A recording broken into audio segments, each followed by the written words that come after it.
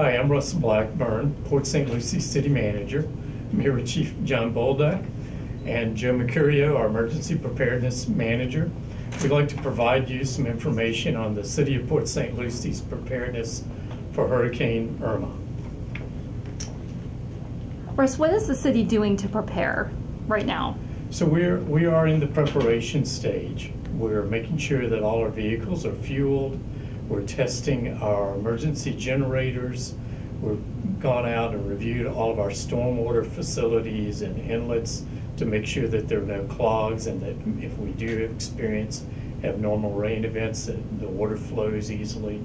We're also reminding all of our staff members what is their role in an emergency. A big question we've gotten from residents is about yard waste. What information can you provide about yard waste pickup? So Waste Pro, your operator, is operating this week on normal schedule. For folks who put their yard waste out by Sunday, that yard waste will be picked up.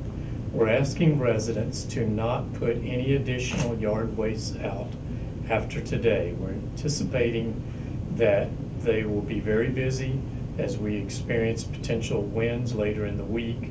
Those piles of yard waste that don't get picked up could be blown around, and Waste Pro does not anticipate a second round of picking up yard waste during the week.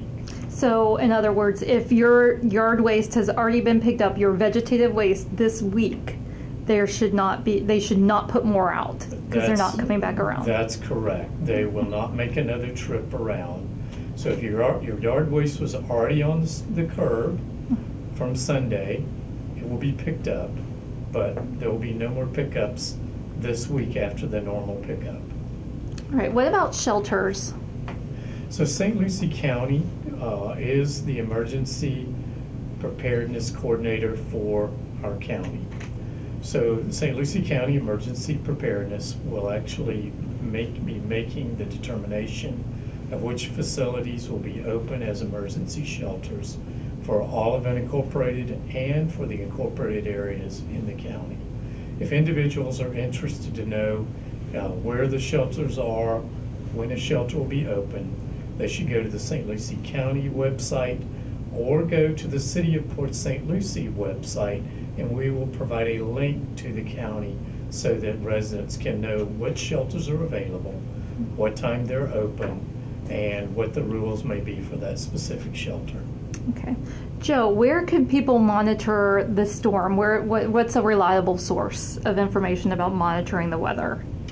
Our most reliable source, and that is one that we utilize, comes from the National Weather Service, and the National Hurricane Center always produce the greatest graphics and tracking for the storm system as it comes toward Florida. Okay. Right. Chief Bolduc, is there any advice you'd give right now? I know we're early, it's early, but is there anything you want to tell residents? Just follow your plan and pay close attention to the National Weather Service and the National Hurricane Center. And if you're thinking about evacuating, do it earlier than later, because this storm is coming from the south and we are anticipating some heavy traffic from the south. Don't wait to the last minute. You might not be able to evacuate. All right, Mr. Blackburn, have the city decided to close anything at this time? At this time, no. We're continuing to monitor the track of the storm.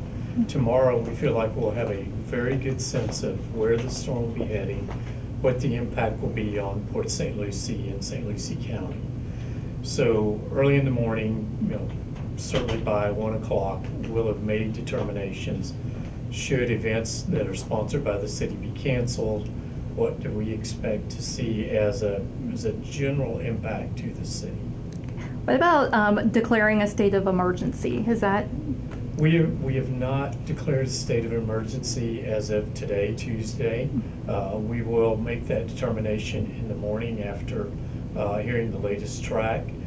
We may, if we see that the track is likely to impact Port St. Lucie, then there most likely would be a declaration later in the day tomorrow.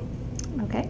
And where's the best place for people to go to get information for the city? Well, one of the best places is Port St. Lucie's Newsline.